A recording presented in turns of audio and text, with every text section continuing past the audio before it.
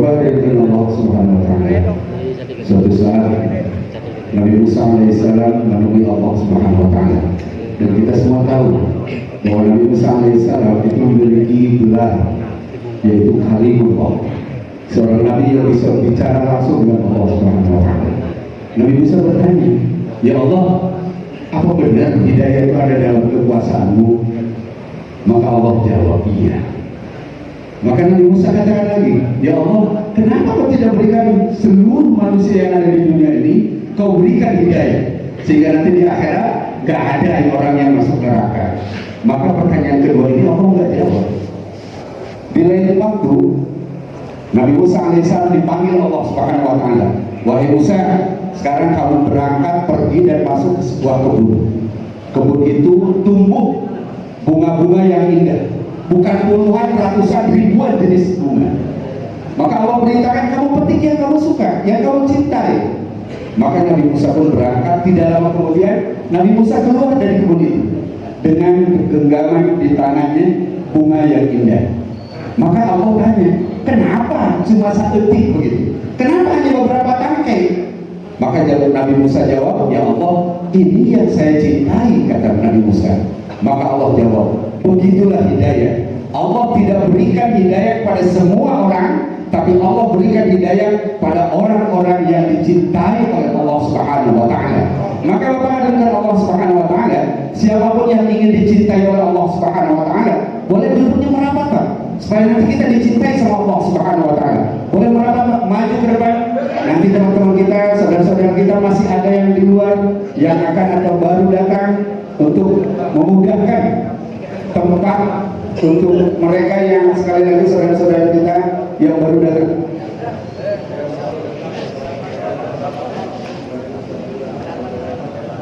Silakan Pak, silakan merapat terus. Jangan ada jarak lagi, jangan ada tempat yang kosong. Silakan. Dan teman-teman yang bertugas sebagai taskin boleh untuk bersiap di belakang. Musyawarah sebentar mungkin di belakang. Silakan teman-teman sekalian.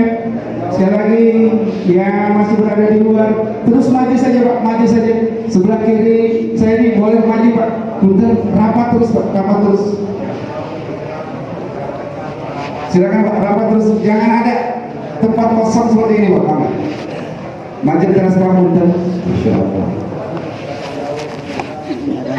Bergesernya Bapak untuk menempati tempat, memberikan tempat pada orang lain. Mudah-mudahan Allah mudahkan bergesernya langkah kita ke dalam surga Allah Subhanahu wa Ta'ala. Silakan Kak, sekali lagi dimohon untuk terus merapat dan terus merapat insyaallah. Sebentar Bapak dan Allah Subhanahu wa Ta'ala, kita masih juga menunggu Bapak Bupati. Sambil menunggu kita akan dengarkan bagaimana cara kita dicintai Allah Subhanahu wa Ta'ala dan bagaimana cara kita mendapatkan hidayah dari Allah Subhanahu wa Ta'ala. Maka sekali lagi duduk tawajuh, kita fokus dan kemudian khusyuk dengarkan nanti apa yang disampaikan. Sayyidina Umar radhiyallahu anhu katakan, "Undur man qala wa la tandur man qala." Jangan pernah melihat siapa yang berbicara, tapi dengarkan apa yang dibicarakan. Mungkin itu ya nasihat seorang Umar bin Khattab. Silakan terus merapat teman-teman yang ada di luar, yang bertugas sebagai petugas khidmat gerosa atau parkir boleh mengikhtilat yang ada di luar. Teman-teman sekalian yang tidak bertugas sebagai khidmat, baik gerosa, parkir atau apapun, kita bergabung di sini dan duduk tawadhu di depan mimbar insyaallah. Insyaallah petugas yang sudah dimusyawarahkan.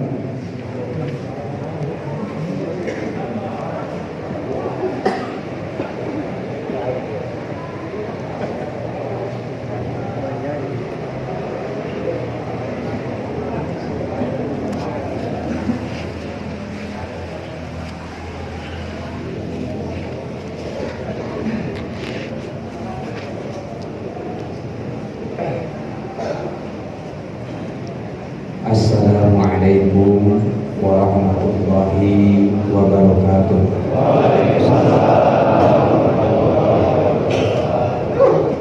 Innal hamdalillah nahmaduhu wa nasta'inuhu wa nastaghfiruh wa na'udzu billahi min shururi anfusina wa min sayyiati a'malina من يهده الله فلا مضل له ومن يضلله فلا هادي له أشهد أن لا إله إلا الله وحده لا شريك له وأشهد أن محمدا عبده ورسوله لا نبي بعده. وقال الله تعالى في القرآن الكريم وهو أصدق القائلين أعوذ بالله من الشيطان الرجيم بسم الله الرحمن الرحيم وأما من خاف ونهى النفس عن الهوى فإن الجنة هي المأوى. وقال النبي صلى الله عليه وسلم من خاف أدلج ومن أدلج بلغ المنزل ألا إن سلعة الله غالية ألا إن سلعة الله هي الجنة. وقال أيضا يسروا ولا تعسروا بشروا ولا تنفروا. وقال أيضا الدين يسر أو كما قال النبي صلى الله عليه wasallam. Hadirin para alim ulama, para udama, para ulama, pertama-tama pantaslah kita bersyukur kehadirat Allah Subhanahu wa taala yang mana dengan limpahan karunia dan anugerah Allah sehingga dengan susah payah dan usaha kita semua, berbagai macam kondisi dan keadaan dari tempat masing-masing, maka alhamdulillah taufik dan hidayah Allah kita diberi kekuatan untuk melangkahkan kaki kita, mengangkat kedua tangan kita menuju satu majelis yang besar, majelis yang di dalamnya diceritakan tentang kehebatan Allah, keagungan Allah, dan majelis yang dijanjikan oleh baginda Rasulullah SAW, yaitu majelis ampunan Allah Subhanahu wa taala. Berbagai macam kondisi dan keadaan kita masing-masing, kita datangnya ke sini ini diyakini bukan karena waktu luang kita, bukan karena sehat kita, bukan karena kaya kita. Ini semua mutlak kasih sayang Allah Subhanahu wa taala kepada kita. May yuridillahu bi khairan yufaqihu fid-din. Rasulullah sallallahu alaihi wasallam sabda, apabila Allah menghendaki kebaikan kepada seorang hamba, maka Allah akan berikan dia paham atas agama. Jadi perlu kita yakini, perlu kita luruskan niat kita datang ke sini bukan untuk berjumpa kawan lama, bukan untuk melihat siapa yang berbicara, bukan untuk mendengar perkara yang hebat-hebat, tapi kita datang ke sini berkorban dari rumah kita masing-masing. Ini kita niatkan mutlak hanya untuk mendapat ridha Allah Subhanahu wa taala.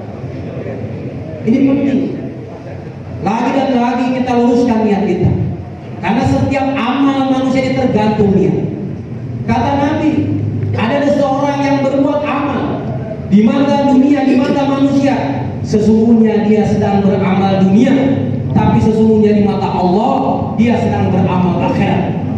Dan ada di antara manusia, di mata dunia, di mata manusia, sesungguhnya dia sedang beramal akhirat, beramal agama, tapi sesungguhnya di mata Allah dia sedang beramal dunia. Ini pentingnya kita meluruskannya. Datangnya kita ke sini, bismillah tawakkaltu 'ala Allah, la haula wala quwwata illa billah. Ya Allah, kami langkahkan kami menuju Engkau ya Allah, hanya untuk mencapai ridho ya Allah. Ada yang sama-sama mengharap Allah Subhanahu wa taala. Mungkin di antara tuan-tuan ada ulama yang dengan asbab datang ke sini meninggalkan program taklimnya di pondok. Ada mungkin di antara tuan-tuan ulama yang dengan asbab datang ke sini meninggalkan program majelisnya, mengajarkan taklim wa ta'awun kepada ibu-ibu dan masyarakat. Mudah-mudahan semua pengorbanan kita dipandang oleh Allah Subhanahu wa taala. Apabila satu amal yang Allah pandang amal tersebut baik di sisinya, ini cukup untuk menghantarkan kita masuk surga Allah Subhanahu wa taala. Hadirin yang sama-sama mengharap Allah Subhanahu wa taala. Sering kita berjalan di satu bangunan, di satu majelis, kita tengok Di pinggir bangunan ini ada sebuah kamera CCTV. Sekarang hampir di mana-mana dipasang. Bahkan termasuk di masjid kita juga dipasang. Sebuah CCTV untuk mengamera apa yang terjadi di lingkungan tersebut. Dan setiap kita mengetahui di sana ada CCTV, maka kita tidak berani berbuat sesuatu yang jahat, yang maksiat. Kenapa? Karena kita yakin ketika CCTV ini mengamera kita, suatu saat CCTV dibuka diulang, maka apapun yang kita buat, apapun yang kita amalkan, ini tidak akan bisa mengelak di depan CCTV dunia. Tapi pernahkah kita berpikir dan merenung bahwa sesungguhnya dalam kehidupan kita ini sehari-hari Allah telah menghantar malaikat yang senantiasa mengawasi kita. Ini lebih hebat daripada CCTV buatan manusia. Ini lebih canggih daripada CCTV buatan Amerika. Dan ini suatu saat akan dibuka oleh Allah di hadapan seluruh manusia nanti di padang mahsyar. Siapapun tidak akan bisa mengelak apakah dia berbuat maksiat ataukah dia berbuat amal baik. Siapapun orangnya tidak akan bisa mengelak dari CCTV Allah Subhanahu wa Ta'ala. Tapi terkadang kita lupa atas perkara ini, sehingga terkadang di depan orang kita berani maksiat, tidak berani maksiat, sekarang menyendiri kita berani maksiat. Betul Pak? Terkadang kita di depan orang nggak berani maksiat. Nah, tapi ketika sepi dari manusia, sepi dari penglihatan manusia, merasa aman dari penglihatan orang lain, kita berani melakukan hal-hal yang dimurkai oleh Allah Subhanahu wa Ta'ala. Itu hakikatnya kita tidak yakin kepada CCTV Allah Subhanahu wa Ta'ala. Seorang ulama katakan, apa itu takwa? Takwa itu adalah takut kepada Allah walaupun bersendirian. Jadi kalau kita takut kepada Allah ketika ramai-ramai, ini belum hebat. Ini belum termasuk takwa. Tapi ketika hati kita ada pesan takut kepada Allah, walaupun tidak ada pandangan manusia yang melihat,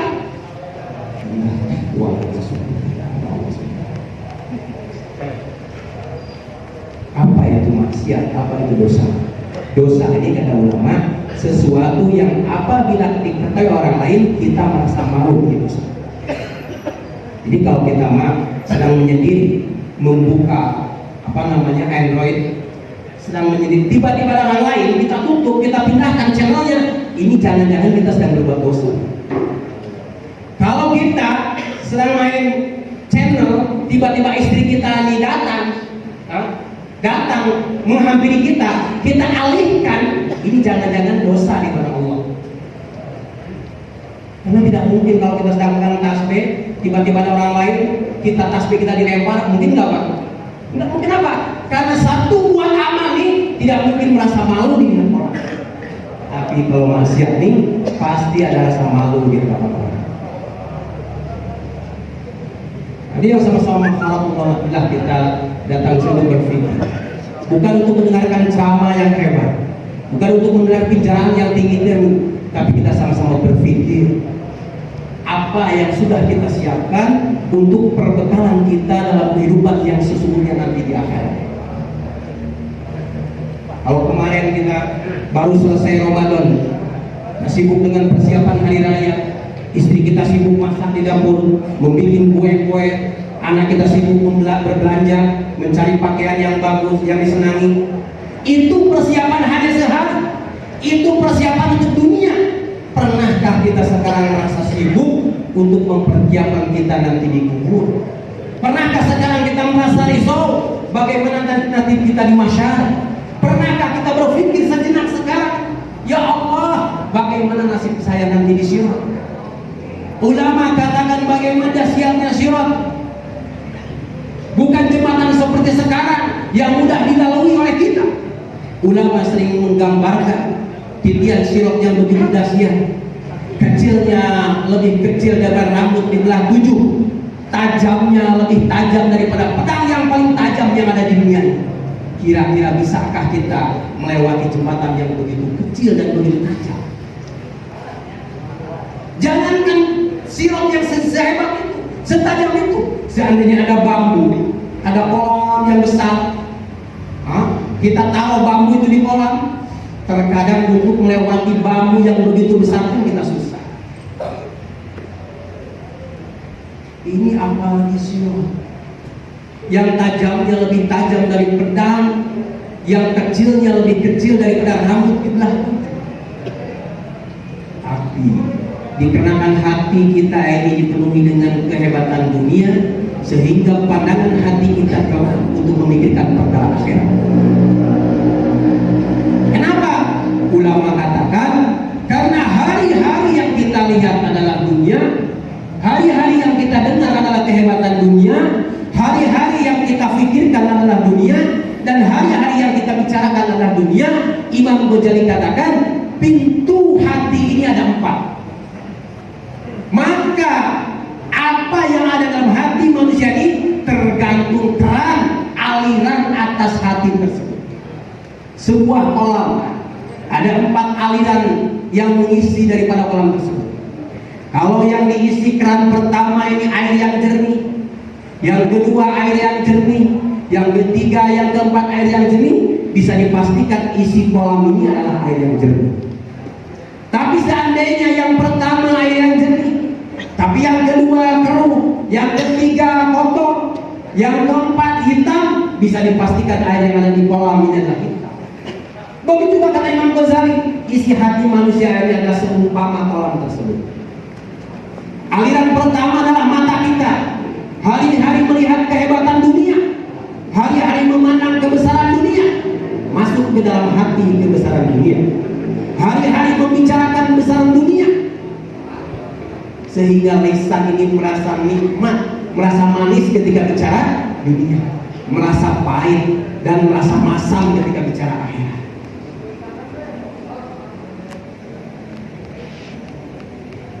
Idza dzukirallahu wahdahu isma'ajat qulubul ladzina la yu'minuna bil akhirah wa idza dzukirallahu min duni idza hum yastabshirun, kata Allah dalam Al-Qur'an. Apabila diceritakan kehebatan dunia, maka bergetar, merasa senang. Apabila diceritakan kehebatan Allah dan kehebatan akhirat, maka hatinya merasa malas, berpaling hatinya dari pembicaraan tersebut. Tapi apabila dibicarakan kehebatan dunia dan manisnya dunia, maka hatinya senang dan gembira. Kira-kira apa? Hati kita ini senang membicarakan Al-Quran, apakah senang membicarakan WA? Lisan kita ini enak membicarakan agama, enak membicarakan main bola. Ini tergantung kondisi kita yang tahu masing-masing. Idza sarotka hasanatuka wa sa'atka sayi'atuka fa anta mu'min, kata Nabi. Apabila kalian merasa senang, merasa gembira dengan kebaikan yang kalian buat, dan kalian merasa susah, gelisah dengan maksiat yang kalian buat, inilah kalian menjadi orang yang beriman. Kalau kita bandingkan sekarang, banyak membaca Al-Quran atau banyak membaca WA, banyak melihat mushaf, apa banyak melihat status orang lain. Ini hati kita yang sempurna. Allah tidak akan pernah bisa ditipu oleh kita. Allah tidak akan pernah bisa dibohongi oleh kita. Allah zat yang maha. Jadi yang sama-sama Allah Subhanahu wa Ta'ala, untuk itu kita bersyukur kepada Allah. Kita telah hidupkan dalam majelis yang besar. Walaupun mungkin yang datangnya sedikit, tapi ini sesungguhnya di mata Allah hal yang besar. Tapi seandainya suatu majelis yang besar banyak, yang datang orang-orang berdasi, orang-orang berduit, tapi kalau dalam majelis tersebut tidak ada pembicaraan iman, tidak ada pembicaraan agama, sesungguhnya di mata Allah ini seperti hewan yang mengelilingi keledai, bangkai, dalam artian tidak dipandang oleh Allah Subhanahu wa Ta'ala. Jadi yang sama-sama mengharap Allah Subhanahu wa Ta'ala, salawat dan salam semoga tetap tercurah kepada baginda Rasulullah sallallahu alaihi wasallam. Dialah manusia yang paling sempurna di dunia ini. Dialah manusia yang layak kita puji setiap hari. Dialah manusia yang layak lisan kita basah membicarakan namanya. Dialah manusia yang layak mata kita ini melihat kehebatan. Dialah manusia yang paling layak fikir kita merisaukan kondisi, dan dialah manusia yang paling layak amal kita mengikuti cara baginda Rasulullah SAW. Asbab Rasulullah SAW seluruh dunia ini ada. Laulaka lama khalaqtul aflaq. Kata Allah dalam diskusi, seandainya aku tidak menciptakan engkau Muhammad, maka aku tidak akan menciptakan seluruh alam jagat raya. Jadi adabnya kita di sini ini asbab adabnya baginda Rasulullah, maka pantas dan wajar seandainya lisan kita yang basah memuji bersolawat kepada baginda Rasulullah SAW. Dalam berbagai kitab menceritakan keagungan Rasulullah SAW. Jangankan setelah diangkat menjadi Nabi dan Rasul, semenjak beliau lahir ke dunia sudah Allah turunkan irhas, mujizat sebelum diangkat Nabi namanya irhas. Allah telah berikan irhas kepada beliau, seorang wanita yang tidak mengeluarkan air susu, dengan asbab bersentuhan dengan tubuh Rasulullah, maka dengan izin Allah air susu keluar dengan subur. Keledai yang tadinya kurus kering, dengan izin Allah ketika Rasulullah SAW menaikinya, maka keledai itu jadi langsung larinya cepat. Tumbuh-tumbuhan rumput-rumput di sekitar perjalanan dari Mekah ke kota tersebut, ke kampung tersebut yang tadinya kering kerontang, dengan asbab irhas Rasulullah SAW, maka semua rumput-rumput menjadi subur.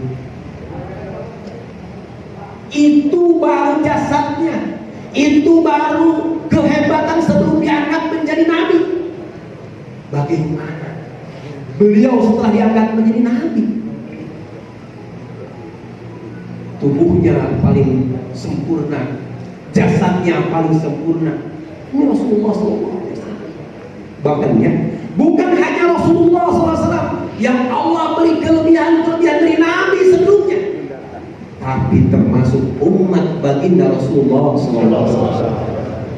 Dalam sebuah kitab diceritakan, umat Rasulullah SAW diberi kelebihan dibandingkan dengan Nabi Adam alaihissalam.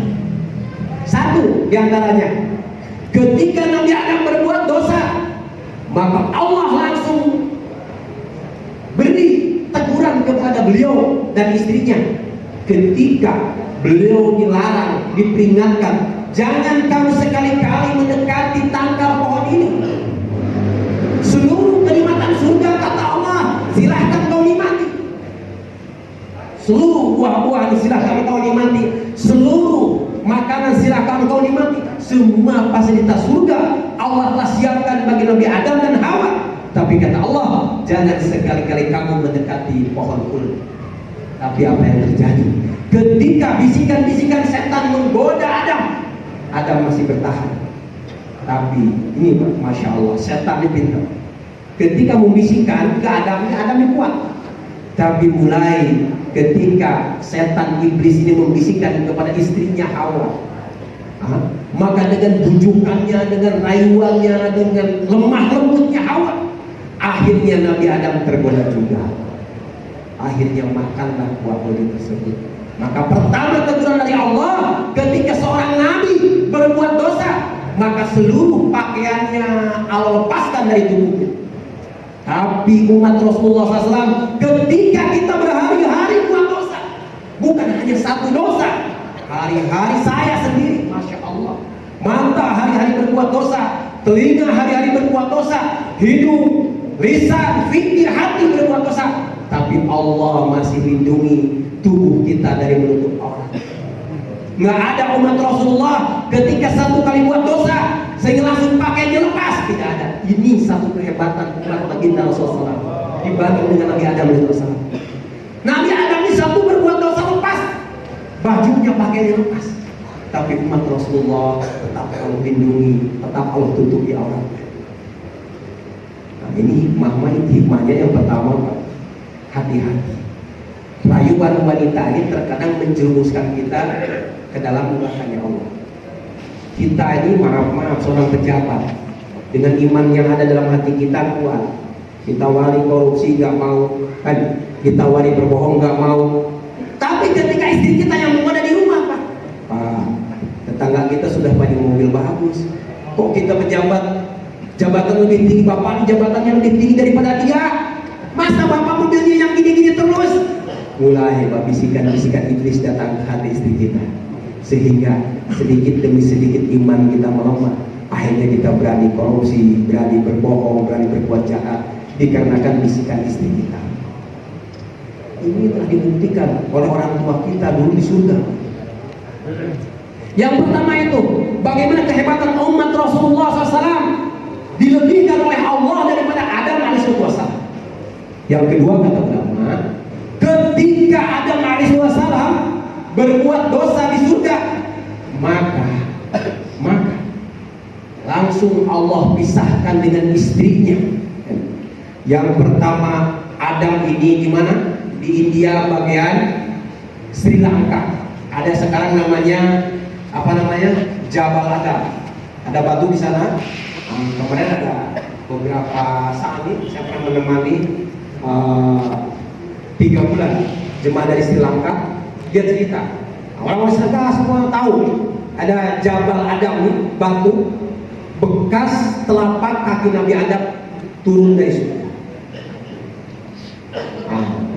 Ini Pak, dipisahkan suami istri gara-gara satu dosa, maka dipisahkan, bahkan bukan hanya setahun, bertahun-tahun baru Allah pertemukan beliau di tempat yang telah Allah tentukan. Nggak sembarangan bertemunya Adam dan Hawa ini, nggak di Indonesia, nggak di Sumedang, Pak. Di mana, Pak? Di Padang Arafah. Ini bukti umat baginda semua begitu dimuliakan oleh Allah, begitu hebatnya. Sekarang maaf, kita satu hari berbuat dosa, istri kita berbuat dosa, tapi sekarang kita masih bisa berkumpul dengan istri kita, betul? Hah? Malah masih bisa berkumpul, padahal hari-hari berbuat dosa. Masya Allah. Dulu Nabi Adam di satu berbuat dosa dipisahkan langsung dengan istrinya. Bertahun-tahun, puluhan tahun, dan diterimanya kata ulama tobatnya Nabi Adam ini di satu tempat. Ya, kalau kita sekarang di mana saja kita bertobat, Allah akan mengampuni dosa kita dengan syarat tobat kita pun tobatan nasuha. Ini kemuliaan umat baginda Rasulullah SAW. Tapi pernahkah kita ketika sholawat mencucurkan air mata betapa hebatnya Rasulullah SAW? Pernahkah kita memikirkan bagaimana dulu Rasulullah memikirkan kita? Bagaimana kesusah payah jasad Rasulullah yang begitu mulia, tubuh Rasulullah yang begitu sempurna, tapi dikarenakan memikirkan kita, Masya Allah, ketika Rasulullah SAW mulai berdakwah, sebelum Rasulullah dakwah, sebelum Rasulullah diangkat menjadi Nabi, maka tidak ada satu lalat pun yang berani menempel di tubuh Rasulullah SAW. Jaga lalat tidak berani menempel di tubuh Nabi, saking mulianya tubuh Nabi. Begitu mulianya tubuh Nabi dijaga oleh Allah. Sebelum Nabi Isra pun dibersihkan hatinya, disempurnakan. Tapi apa yang terjadi setelah Rasulullah SAW membawa agama, setelah Rasulullah SAW berdakwah, jangankan lalat, Pak, kotoran unta menempel di tubuh Nabi. Asbab orang-orang kafir Quraisy membenci dakwah Nabi, sehingga kotoran-kotoran unta di pundak Nabi. Anaknya pun menangis. Jangankan lalat, batu pun sampai ke pelipis Nabi. Ini akibat dakwah. Ini akibat pikir umat, bukan memikirkan sendiri. Kalau Nabi dulu ibadah sendiri, Pak, tidak mungkin ada batu yang kena, tidak mungkin ada panah yang mengenai tubuh Nabi, tidak mungkin ada kotoran unta yang mengenai Nabi. Seluruh orang-orang kafir Quraisy memuliakan Nabi. Tidak ada yang berani. Orang kafir Quraisy itu semua memanggil gelar Al-Amin, orang yang terpercaya. Tapi ketika mulai Nabi dakwah, apa yang terjadi? Orang-orang yang mengatakan Al-Amin berubah. mengatakan al-majnun, orang yang gila, as-sahir, orang ahli sihir. Ini ketika dakwah dibuat, ketika ibadah dibuat, amal. Sebelum dakwah ini Nabi buat amal, Pak. Sosial dibuat, sedekah dibuat, muasarah yang baik dibuat. Sebelum dakwah ini Nabi berbuat baik semua, sehingga semua orang mengakui kehebatan Nabi, alaminya Nabi semua. Jadi jangan kira sebelum Nabi menjadi Nabi ini tidak buat amal. Bahkan kata ulama, ibadah ini Pak dibuat sebelum datang perintah. Buktinya dulu nama-nama orang jahiliyah ini ada yang disebut namakan Abdullah, artinya hamba Allah. Dalam artian orang-orang kafir Quraisy ini mengakui kehebatan Allah, ini mengakui bahwa Allah ini zat yang maha mencipta, ini mengakui. Jadi orang-orang jahiliyah ini kata ulama, dulu dia mengakui kemahaperkasaan Allah ini. Yang jadi masalah kata ulama, di hati mereka ini di sambil mengakui kehebatan Allah, ada ilah selain Allah. Sehingga kata ulama, di zaman jahiliyah ini ada kurang lebih 313 patung di sekitar Ka'bah. Kan? Ada patung ini yang diyakini ini bisa memberikan jodoh. Ada patung ini yang diyakini bisa menurunkan hujan. Sehingga ketika lama bertahun-tahun tidak hujan, orang-orang kafir datang kan, meminta hujan kepada patung tersebut dengan alasan tawasul. Mereka membuat patung juga yang diyakini bisa memberikan rezeki. Ketika kehidupannya susah, orang-orang datang ke patung ini. Hadirin yang mulia, kata ulama, patung terbesar yang mereka yakini mampu memberikan kehidupan mereka ini, mereka katakan namanya Lata dan Uzza. Ini patung terbesar yang diyakini paling banyak memberikan manfaat dan madorot ke dalam kehidupan mereka. Maka mereka suka bersumpah demi Lata dan Uzza. Hanya mulia, kata ulama di umat Islam sekarang ini subhanallah, tidak mungkin sekarang ada umat Islam yang menyembah patung, dan tidak mungkin sekarang ada orang membuat patung dari besi lalu disembah, membuat patung dari roti lalu disembah. Tidak mungkin, dan tidak akan pernah terjadi umat Islam berbuat seperti itu. Tapi kata Allah, keyakinan umat Islam sekarang inilah yang seperti orang-orang jahiliyah dahulu.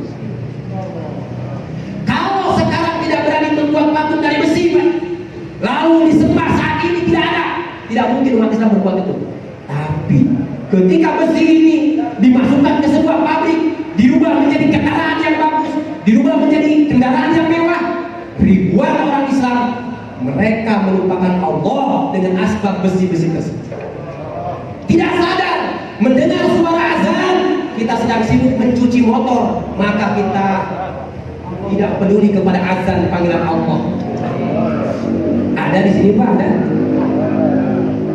Ini seolah-olah Pak, di hati kita ini lebih hebat besi daripada Allah yang maha besar.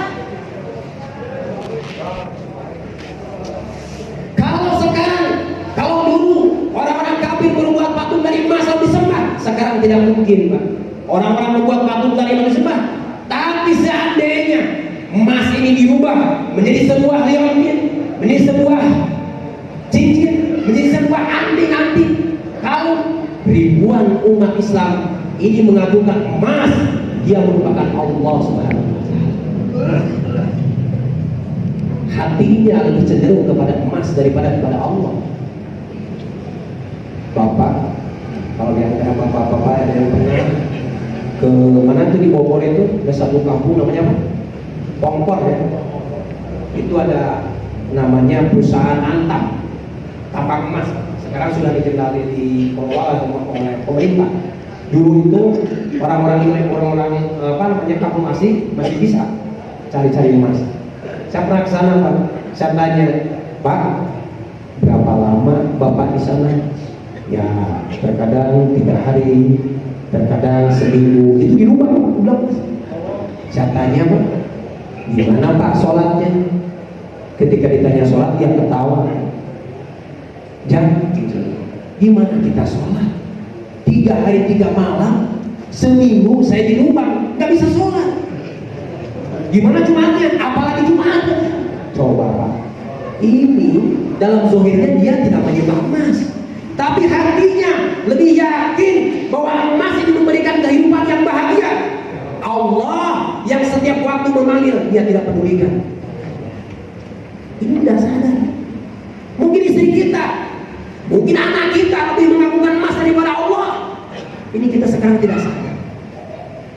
Kalau dulu ada cerita orang-orang jahiliyah ini membuat patung dari roti, kan? Abu Bakar membuat patung dari roti, lalu dipanggul, ketika capek diambil sedikit roti itu lalu dimakan. Pernah dengar cerita itu Pak?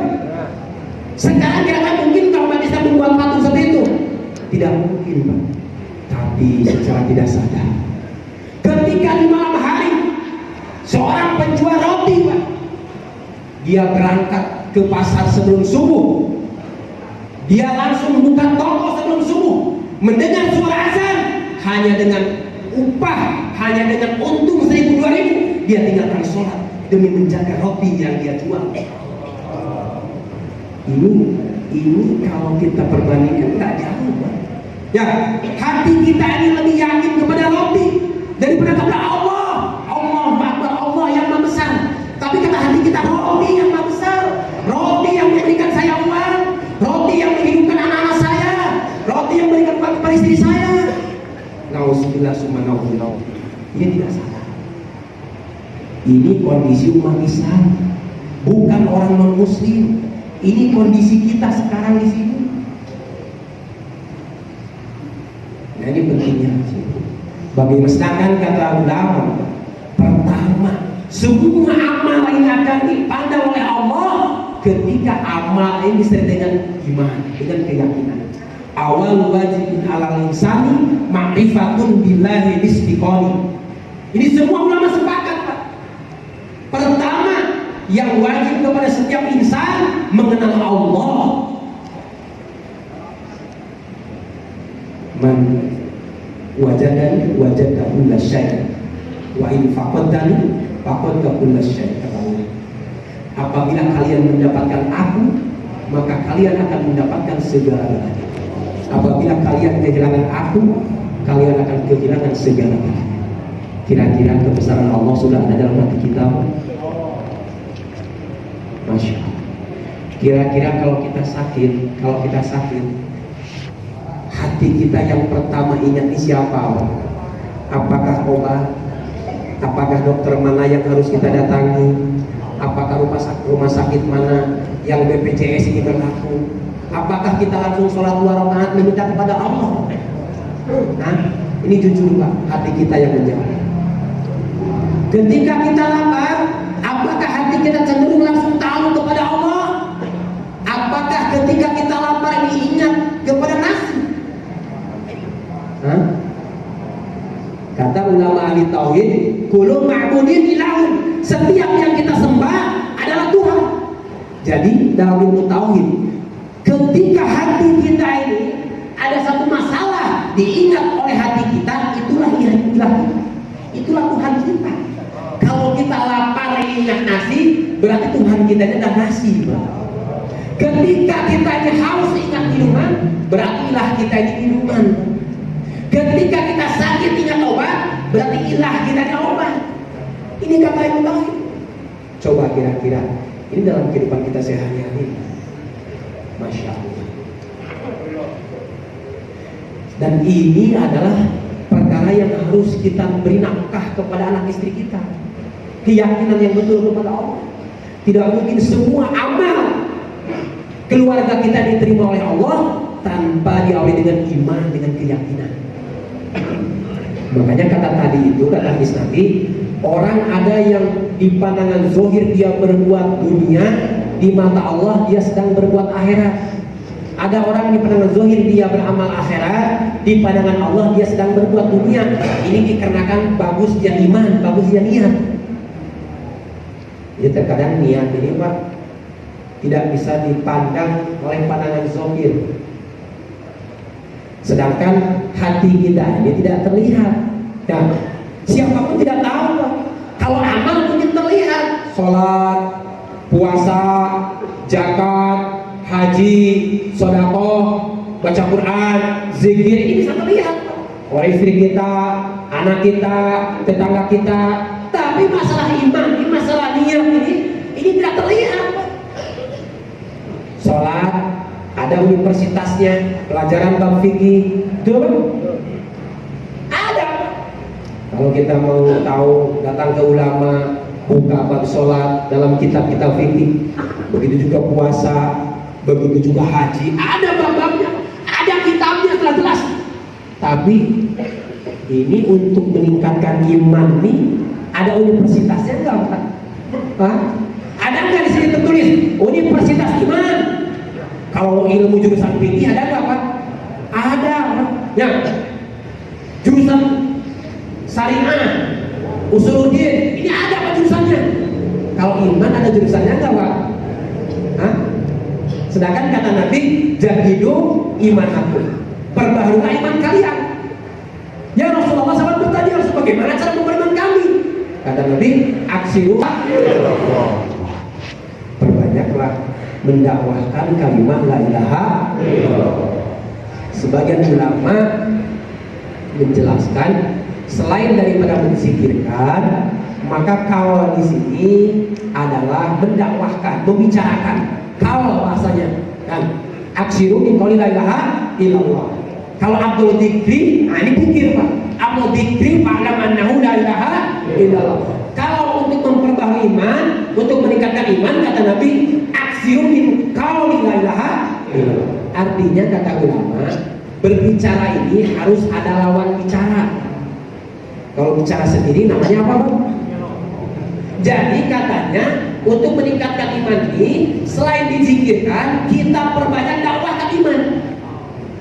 Contoh, kita buat majelis iman di rumah tangga kita. Ketika kita pulang kerja, dapat gaji, bawa uang, maka kita kasih uang ini kepada istri kita. Nih, ya, kalau kita suka memanggil Umi atau Bunda atau saya, Bebe, dan ini uang, ini hakikatnya dari Allah.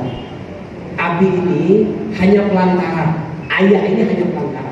Suatu saat ayah ini meninggal, Allah mampu mendatangkan uang kepada engkau, wahai istriku. Pernah enggak ngasih uang kepada istri? Bicara seperti itu, Pak? Hah? Belum, Pak? Berarti kita belum pernah mengajarkan iman kepada istri kita. Ketika kita membelikan sesuatu kepada anak kita, beli baju yang baru kemarin lebaran nih, anakku sayang, ini pakaian ini hakikatnya dari Allah, cuma melalui perantara ayah. Suatu saat nanti ayahmu meninggal, Allah mampu mendatangkan pakaian kepada engkau, wahai anakku sayang. Pernah enggak kita memberi sesuatu kepada anak dengan mengatakan kalimat-kalimat seperti itu, Pak? Masya Allah, asalnya ini tidak terasa. Kita belum pernah menafkahi iman kepada keluarga. Kata Imam Ghazali, kewajiban seorang suami kepada anak dan keluarga ini 4, Pak. Memberi nafkah ini 4. Mungkin di sini ada apa namanya, naib yang suka menikahkan, KUA. Kewajiban seorang suami kepada istri ini 4, memberi nafkah. Kata ulama, 2 berbentuk zahir, 2 berbentuk batin. Jadi ada dalam tubuh istri kita ini ada 4 rongga yang wajib berikan kita nafkah kepada mereka. Ini wajib, Pak. Yang pertama, rongga kepala. Istri kita ini ada rongga kepala, di dalamnya ada otak. Apa yang kewajiban kita sebagai suami memberi nafkah kepada istri dalam otaknya? Pertama adalah ilmu agama, terutama ilmu tauhid, ilmu fikih, ilmu adab. Dalam kitab Qur'anul Uyun diceritakan kewajiban istri, hak istri yang wajib bagi suami memberi nafkah ilmu tentang ibadah dan memberi nafkah ilmu tentang tauhid dan adab. Nah, otak istri kita ini wajib diberi nafkah ilmu. Siapa yang tiap hari memberi nafkah ilmu kepada istrinya, Pak? Angkat tangan. Caranya juga belum tahu, yang bagaimana cara memberi nafkah ilmu kepada istri kita tiap hari. Makanya ulama-ulama menganjurkan setiap hari di rumah kita ada pengajian ahli keluarga. Ba'da Isya, sebelum nonton, sebelum televisi kita setel, sebelum makan malam, kita ajak istri kita ajak anak kita buka kitab. Kalau kita belum bukan keluaran dari pesantren, maka boleh sekarang banyak Pak terjemah hadis, terjemah Al-Quran.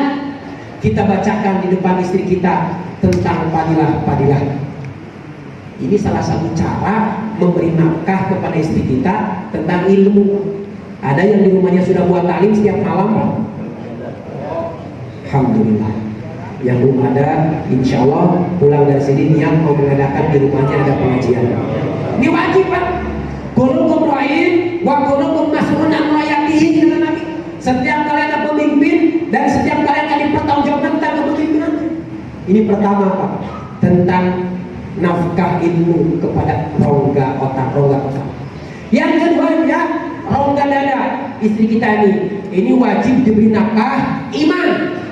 Isinya hati, Pak. Dada istri kita ini isinya hati, maka diberi keyakinan yang betul kepada Allah. Salah satunya tadi caranya, ketika kita memberi sesuatu, katakan ini dari Allah, sehingga istri kita ini tidak yakin kepada kita. Nanti kalau istri kita hari-hari diberi sama kita, maka istri kita ini yakin, oh ternyata kehidupan kita ini dari suami. Ketika suaminya tidak ada ini, maka istri kita nangis. Ketika istri suaminya ini tidak kerja, maka dia akan bingung, akan stres. Kenapa? Karena dia yakin yang memberi rezeki adalah suami. Padahal yang memberi rezeki ini siapa? Allah. Tadi dalam ceramah asar itu Nabi Ibrahim 13 tahun meninggalkan istrinya, anaknya tanpa dikasih bekal. Coba, siapa yang memberi rezeki, Pak? Allah. Siapa yang menghidupkan Siti Hajar dan Ismail? Allah. Kira-kira kalau lisan kita ini sudah yakin semua yang Allah, semua pasti bisa bilang Allah. Tidak mungkin bilang PRT, presiden, tidak mungkin. Semua yakin Allah. Cuma masalahnya prakteknya, Pak. Prakteknya, jangankan ditinggal 13 tahun, Pak. Ditinggal 3 hari aja marah, Pak. Gimana ini Bapak ini? Tinggal 3 hari, rezeki kita dari mana? Yakin. Dan jadi kata ulama, salah satu pelajaran keyakinan ini kita tinggalkan sementara keluarga kita, serahkan kepada Allah. Dan walaupun dengan persiapan yang matang. Ini sudah azan. Tapi kita tadi sudah musyawarah, boleh kisahnya dilambatkan sedikit ya. Bapak Bupati sudah kan? Alhamdulillah. Ada yang bilang? Alhamdulillah. Insyaallah nanti Bapak Bupati sudah datang. Nah, dan kita insyaallah sedikit kisahnya digeser. Ini sunnah, salah satu sunnah ini.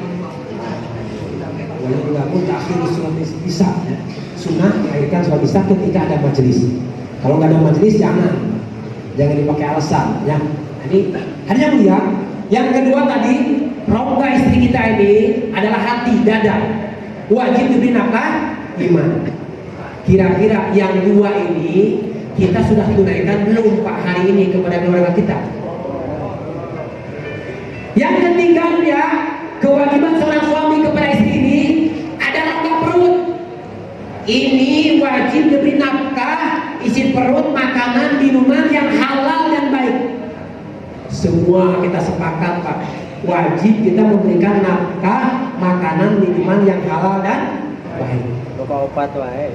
Padahal kata Allah dalam Al-Qurannya, berilah kalian makan apa yang kalian makan, berilah mereka minum apa yang kalian minum. Artinya ya, tidak berkewajiban seorang suami memaksakan nafkah makanan kepada istri yang tidak mampu.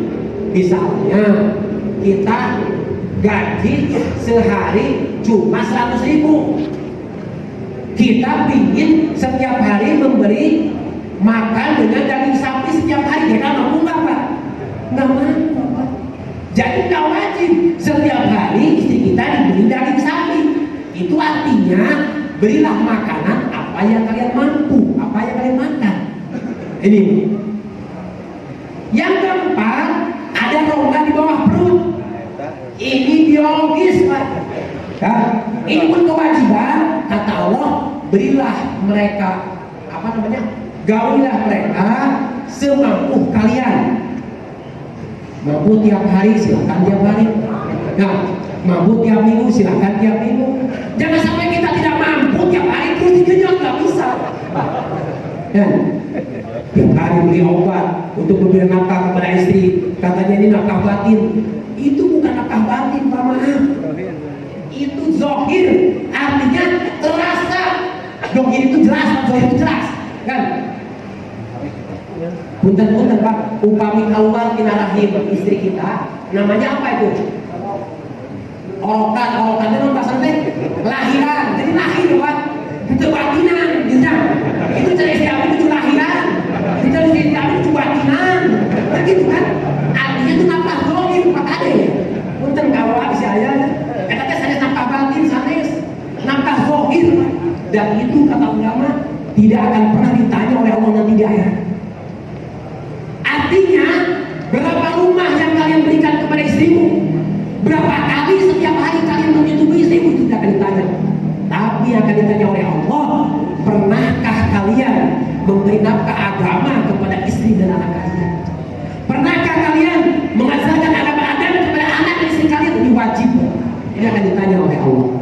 Nah, terkadang kita lupa atas perkara ini. Ya, maka kumpulnya kita di sini ini untuk belajar berpikir.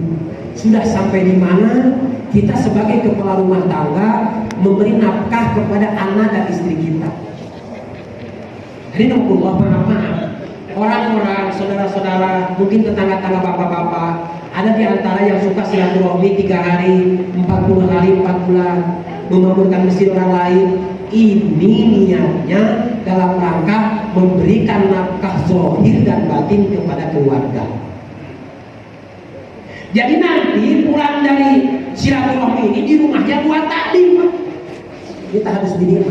Saya semenjak nikah tahun 2005 nggak pernah lewat membuat taklim di rumah dengan istri. Kenapa? Kewajiban kita. Ini salah satu bukti Pak. Jadi kita terkadang salah tafsir, salah memaknai hadis, memaknai ayat. Kita memberi nafkah kepada mereka ini tidak terasa. Yang akan ditanya oleh Allah kita biarkan, yang akan tidak ditanya oleh Allah malah kita habis-habisan. Kira-kira kalau di sini ada seorang suami yang pergi ke Jakarta kerja mencari uang, pulangnya 4 bulan sekali, lalu mereka pulang bawa uang. Ini orang-orang apakah sepakat bahwa dia ini laki-laki yang zalim? Tidak, karena dia pulang membawa uang. Maaf Pak, satu jemaah diantar, ini satu kota.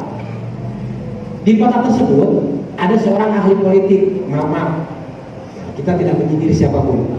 Dia orang cerdas, maka dia katakan, panggil amir jemaahnya. Katanya, Tuhan, saya sangat kagum sama antum-antum ini, sama kalian ini. Saya terkesan dengan kamu ini. Saya lihat kamu itu Masya Allah, ketuk pintu rumah orang, ajak orang ke masjid, ajak sholat berjamaah. Cuma kata dia ini kalimat yang agak kurang senangnya. Cuma kata dia ini, saya ini nggak lihat kalian tuh bantu orang itu makannya, bantu orang ini uang dan sebagainya. Ini kayaknya akan lebih baik kan? Daripada kalian ini ketutup pintu, ajak orang ke masjid. Kalian sibuk memikirkan dia sholat. Pernahkah kalian ini datang membawa beras, bawa uang? Kayaknya akan lebih bagus. Ini ada orang ini Pak. Ini awalnya bingung Pak, Amir ini ya. Gimana nih? Tapi kasih ilham. Kalau kasih ilham, oh gitu ya. Kalau begitu, kata Amir Jemani, Tuan, berapa kakak di sekitar masjid ini? Gitu. Dijawab ya kurang lebih 70.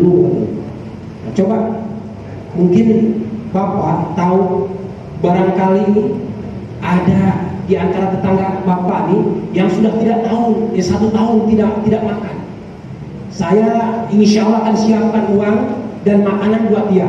Bapak panggil orang yang tidak pernah makan 1 tahun. Bingung. Kira-kira ada nggak Pak? Hah? Nggak ada, mana ada orang 1 tahun tidak makan. Ini kata Amir Jemaah. Kalau gitu ada nggak kira-kira? Jangan 1 tahun, 1 bulan antara warga sini nggak pernah makan. Saya akan jamu, saya akan beri uang mereka. Mikir lagi, nggak ada. Sebulan nggak makan, nggak ada. Kalau gitu ya 1 minggu, mungkin minggu ini dia tidak perlu makan. Coba Bapak panggil, saya akan kasih uang. Itu pun tidak ada. Kalau gitu kata Amir, mungkin Bapak tahu dari pagi orang kampung ini yang belum makan siapa coba? Panggil ke sini katanya. Hari ini dia belum makan, saya akan kasih makan dia. Kata orang itu nggak ada. Jadi pertanyaan dari Amir ini, Pak, kalau saya tanya sama Bapak, kira-kira ada enggak daerah sekitar Bapak ini yang hari ini belum sholat? Kaget ya Pak? Hari ini belum sholat? Ini pasti ada Pak. Di sekitar masjid kita yang belum sholat. Oh jangan hari ini Pak, mungkin seminggu belum sholat. Ada juga Pak, seminggu nggak sholat ada. Oh jangan seminggu, mungkin tahun kemarin, tahun ini dia tidak sholat Id Pak. Itu ada juga. Nah, saking sibuknya takbir, akhirnya sholat sunat ketinggalan. Ini kata Amir Jemaah, Bapak Masya Allah, Bapak ini pikirnya sudah bagus. Khawatir atas tetangga. Tapi pernahkah Bapak? Tetangga Bapak nggak pernah ada yang hari ini nggak makan. Bapak sangat merisaukannya. Tapi antara tetangga Bapak sudah 1 tahun tidak sholat, Bapak tidak pernah memikirkan. Coba, maaf, di sini ada DKM Pak. Pernah nggak memikirkan barangkali di tetangga kita yang belum sholat Pak? Pernah nggak DKM yang memikirkan? Atau Pak RT, Pak RT? Ya Allah, gimana ya Allah, rakyat saya belum sholat. Pernah nggak berdoa kepada Allah, ya Allah, rakyat saya semua sholat ya Allah? Atau Pak RW? Atau camat, bupati sampai presiden? Pernah nggak? Ya, ini yang terkadang kita lupakan. Maka hadirnya kita di sini ini untuk belajar berpikir. Kami bukan satu aliran, kami bukan satu kelompok. Kami sifatnya umumnya, tidak ada kelompok jemaah tabligh, tidak ada aliran jemaah lurus, tidak ada. Kami sama, orang-orang Islam ahli masjid yang belajar memikirkan tetangga kita supaya bagaimana agar orang yang belum pernah ke masjid dia datang ke masjid. Ini yang kami pikirkan, dan ini akan dipertanggungjawabkan nanti di akhirat oleh Allah Subhanahu wa Ta'ala. Maka dia salahnya bagaimana Pak? Ulama memberitahu agar kita ini tertunai, terbebas daripada tuntutan tetangga kita. Kata Allah dalam Al-Quran, ku anfusakum ya ayyuhalladzina amanu ku anfusakum. Pertama, jagalah diri kalian. Jadi siapa yang pertama wajib menjaga ini Pak? Diri kita. Kalau kita ini terkadang sholat berjamaah terlewat, terkadang takbiratul ula terlewat, gimana mau memikirkan orang lain Pak? Diri kita saja tidak terjaga, bagaimana ini mengamalkan perintah Allah? Jagalah diri kalian. Ini maksud kami. Kami belajar menjaga sholat di awal waktu di masjid dengan berjamaah agar diri kami terjaga. Kata Allah, jagalah diri kalian.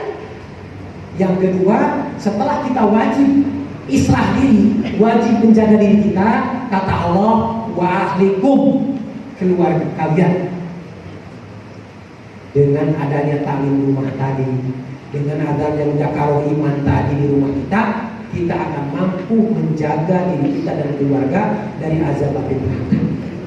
Kalimatnya, ku anfusakum wa ahlikum naro, jaga diri kalian dan keluarga kalian dari api neraka.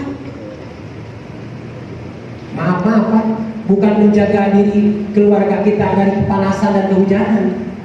Perintah yang ini, ayat ini jaga dari api neraka. Artinya kata Syari, alimuhum wa abdimuhum. Berilah pelajaran kepada keluargamu, berilah adab-adab kepada keluargamu. Inilah tafsiran hu anfusakum wa alikum naro alimuhum wa abdimuhum. Kira-kira kita pernah apa? Sudahkah kita alimuhum wa abdimuhum kepada keluarga kita? Kira-kira sanggup kita Pak menjawab pertanyaan di Allah di akhirat? Jadi yang kedua kewajiban kita ini menjaga diri dan keluarga. Yang ketiga apa kata Allah? Wa andir asiratakal aqrabin. Berilah peringatan kepada kerabat terdekat. Maka kami setiap seminggu sekali kami suka ada silaturahmi mingguan. Bahkan setiap hari kami sudah biasa. Tetangga ini satu kali mencari ini, tetangga ini hari ini, tetangga ini hari ini, tetangga ini. Ini untuk menunaikan wa andir asiratakal aqrabin kata Allah. Berilah peringatan kepada kaum kerabatmu terdekat. Coba kalau kita nggak pernah silaturahmi ke tetangga karena Allah, saya juga suka silaturahmi katanya, tapi silaturahminya kalau pinjam uang, silaturahminya kalau pinjam barang, itu juga silaturahmi. Tapi pernahkah kita bersilaturahmi khusus untuk mengamalkan agama, melakukan perintah Allah? Ini makanya kami setiap hari belajar silaturahmi. Ini bukan apa-apa. Ini membawa perkara yang besar, Pak. Tapi terkadang kita malu bayar silaturahmi tiap hari ke tetangga, malu nggak Pak? Padahal membawa agama. Kalau kita disuruh oleh Pak Camat, Kepala Desa, Pak RW, nih bagikan uang 1 miliar ke tetangga kamu, kira-kira bangga nggak Pak? Bangga Pak, kita jalan bawa uang 1 miliar, tetangga kita lagi tidur, bangunkan, boleh kasih uang, gitu kan? Tapi mau silaturahmi nggak berani Pak. Masya Allah, maaf, terkadang pangkatnya ini lebih atas, kegayaannya lebih banyak, terkadang kita Masya Allah. Ya, Nabi ini 70 kali datang kepada Abu Jahal. Hujan besar, gelap. Kata Abu Jahal, seandainya saat ini ada orang yang datang ke rumahku mau minta apapun aku akan beri. Tiba-tiba selepas bicara itu Pak, tok. Siapa? Dilihatin Muhammad. Allah. Maka langsung ditutup pintunya. Padahal kata tadi, seandainya ada yang datang saat ini, sakit gak mungkin ada orang yang datang. Coba hujan gede, ini mah hujan gede, tapi orang tua ini silaturahmi. Allah, kita kira sanggup kan nanti di akhirat banyak orang. Inilah ayat uang tidak silaturahmi.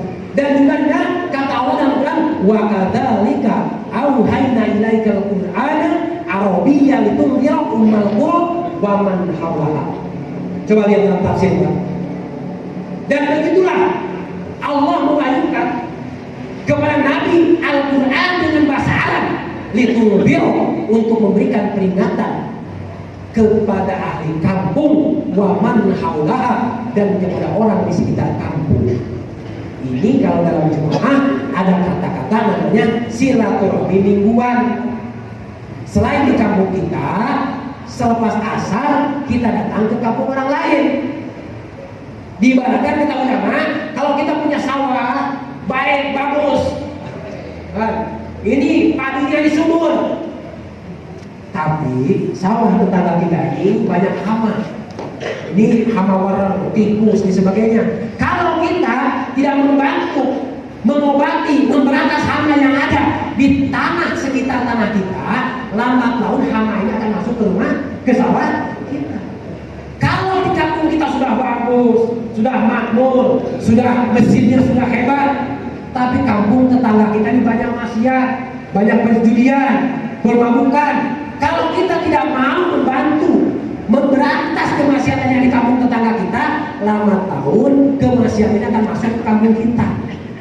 Ini maksud litunzira ummal qura wa man hawlaha. Dan seterusnya Pak, kewajiban kita adalah kuntum khairu ummatin ukhrijat linnas ta'muruna bil ma'ruf wa tanhauna 'anil munkar. Kata Allah, sebaik-baiknya umat yang dilahirkan di tengah-tengah manusia untuk mengajak kepada yang makruf, mencegah daripada yang munkar. Ukhrijat linnas. Jadi kita ini kata Allah dilahirkan untuk semua manusia. Bukan hanya ukhrijat li Sumedang, bukan hanya ukhrijat li Cibugel, bukan hanya ukhrijat li Bandung, bukan. Ukhrijat linnas. Dilahirkan untuk seluruh manusia di seluruh alam. Coba kira-kira bagaimana menjawab pertanyaan ini, Pak? Makanya dibentuklah jemaah-jemaah ke luar negeri. Apabila 2 bulan belakangan kami baru pulang dari negara Turki dan negara Mesir. Kami berbase camp di belakang Al-Azhar Kairo selama 6 bulan. Masya Allah, Pak. Semua kita tahu bagaimana Kairo Al-Azhar, satu universitas terbesar di dunia, universitas tertua di dunia. Tapi kalau Bapak tahu, Masya Allah, ketika kita datang ke sana, Pak, 12.000 mahasiswa Indonesia yang ada di Kairo, 12.000 mahasiswa Malaysia yang ada di Kairo, 1.000 mahasiswa Thailand yang ada di Kairo, Pak. Tapi ketika azan berkumandang, masjid ini semua satu-satu basah. Boleh Bapak datang ke Kairo. Alhamdulillah selama 6 bulan kami menghadiri satu seminar. Waktu itu ada rombongan ulama di Indonesia, pimpinan pondok pesantren Gontor. Dia membawa 60 ulama Indonesia. Berikut Ustadz Das'an Latif. Dari mana tuh? Makassar ya? Nah ini saya sendiri alhamdulillah yang diutus oleh jemaah menghadiri seminar tersebut. Awalnya kami tidak bisa masuk, Pak, karena kami bukan mahasiswa. Tapi alhamdulillah dengan asbab sunnah, kami berpakaian sunnah, kami pakai imamah, 2 orang kami lobby istiqbal ini yang menjaga gerbang ini. Akhirnya kami bisa masuk berdua. 1 jam dibagi 5 orang pembicara. Salah satu yang besar dalam hati saya ini, salah satu pembicaraan beliau adalah pimpinan Pondok Pesantren Gontor. Kata beliau, kenapa kami sekarang datang ke sini ke Mesir membawa 60 ulama? Ini kata beliau. Saya langsung mendengar dengan telinga saya sendiri. Kata beliau, karena kami mendengar di Indonesia sudah ada 1 universitas, 1 pesantren yang diajarkan oleh seorang ustaz. Dia mengajarkan fikih, dia mengajar hadis, dia mengajar Al-Quran, tapi dia nggak sholat. Ini kerisauan ulama Indonesia. Ini alumni Al-Azhar. Nauzubillah, bukan kami membuka air. Ini hanya membuat kerisauan saja. Ini terjadi. Kalau kita tidak datang ke sana, mana tahu kita? Semua kita paham apa itu Mesir, negara Arab. Kita berkiblat ke sana. Di sana ada makomnya Imam Syafi'i, di sana ada makomnya Ibnu Athaillah, pengarang kitab Hikam, yang seluruh ulama Indonesia ini takzim kepada kitab Hikam. Ulama-ulama dikaji setiap minggu. Alhamdulillah dari izin Allah saya jalan kepada makom Ibnu Athaillah, pengarang kitab Tafsir Jalalain. Kita jawab ke sana, Pak. Kita datang ke Risau. Ini pentingnya kita silaturahmi. Kita diciptakan oleh Allah bukan hanya untuk Sumedang saja, bukan hanya untuk Indonesia saja. Ukhrijat linnas. Kemarin 1 jemaah dari Bandung, Pak, dikirim ke Peru, Amerika Latin. Dengan asbab jemaah ini, Pak, 3.000 lebih orang kafir masuk Islam. Kita betapa hebat. Pernahkah mengislamkan 1 orang tetangga kita? Mengapa agama begitu hebat? Pernahkah risau tentang bagaimana orang-orang di luar sana? Inilah maksud kami, jemaah dihantar. Jemaah Medan dihantar ke Amerika, ke Eropa. Ribuan orang masuk Islam. Ini maksud jemaah. Kami tidak ada aliran, tidak ada kelompok. Sama dengan kita. Madhabnya sama, ajarannya sama. Tapi kami punya kerisauan. Bagaimana agar setiap umat punya kerisauan. Minimal kalau belum bisa ke luar negeri, dengan tetangga-tetangga kita. Kapan kita punya jadwal silaturahmi ke tetangga kita? Kapan kita punya jadwal? Alhamdulillah kami sudah menjadwalkan diri setiap hari minimal 2,5 jam waktu untuk masjid yang di dalamnya ada silaturahmi harian kepada tetangga kita. Ya. Tapi masya Allah berat kita. Berat, masya Allah. Itu silaturahmi, masya Allah. Nah, makanya kan kalau kita belum bisa, kadang-kadang kita tetangga ini kan malu ya. Maka kami ini keluar ini latihan 3 hari keluar, 4 hari latihan, biar nanti bisa pulang ke rumah ini silaturahmi ke tetangga mereka. Siapa yang siap? Yang niat kan? Niat latihan. Mudah-mudahan Allah pandang niat kita ini. Niat aja di rumah niat Pak. Niat kan nggak bayar Pak. Niat aja di rumah. Insya Allah saya mudah-mudahan Allah pilih bisa silaturahmi. Nanti kata ulama kalau kita angkat tangan nanti Allah turun tangan. Semua permasalahan ini Allah akan mudahkan. Kalau kita ada niat, kawin juga kan awalnya niat, Pak. Kan? Kalau nggak ada niat, mana ada bisa kita punya anak, Pak? Kan? Pertama angkat tangan, Pak. Ngacung. Lamun teu ngacung apa? Masya Allah, Pak ya. Kenapa Pak teu ngacung, Pak? Itu kita juga. Masya Allah. Kita pulang nggak ngacung, gimana, Pak? Bisa Allah, Pak? Boleh, Pak, insya Allah. Boleh Bapak dan Ibu ya, Masya Allah, telah sama-sama kita dengarkan bagaimana penjelasan tentang pentingnya kita hidup ini mengamalkan agama dan menyampaikan agama. Sebentar lagi akan sama-sama mendengarkan hadirnya mulia orang-orang yang akan silaturahmi dengan masa lama 1 tahun, ada yang ke negeri jauh dan yang ada ke IPB. Sebelumnya minta jalan dibuka sedikit Pak, insya Allah. Untuk saudara